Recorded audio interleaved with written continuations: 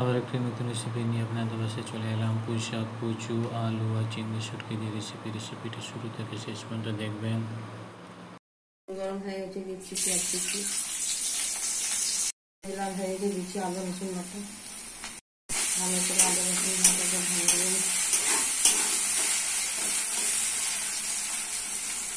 রসুন লাল হয়ে গেছে। দিচ্ছি মশলা, হলুদ গুঁড়ো 1 চামচ, লঙ্কা গুঁড়ো 1 চামচ, জিরা গুঁড়ো 1 চামচ, ধনে গুঁড়ো 1 চামচ, লবণ 1 চামচ। মশলা ভালো করে কষে নিতে হবে।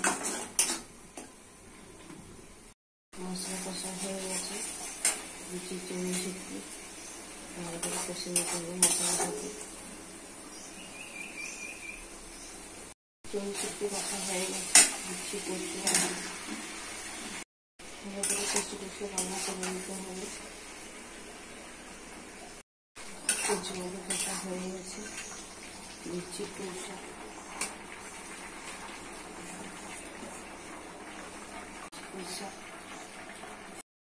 আলু করে এইভাবে বসে বসে রান্না করে নিতে হবে। দিচ্ছি ভাত,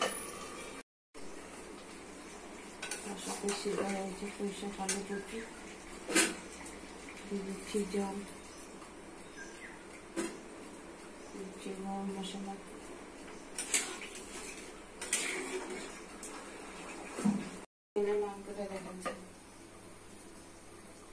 রেসিপিটি রেডি হয়ে গেছে। কত সুন্দর, কত টেস্টি। বাড়িতে করে খাবেন, পরিবারকে করে খাবেন। সাবস্ক্রাইব করবেন, সঙ্গে থাকবেন, পাশে থাকবেন।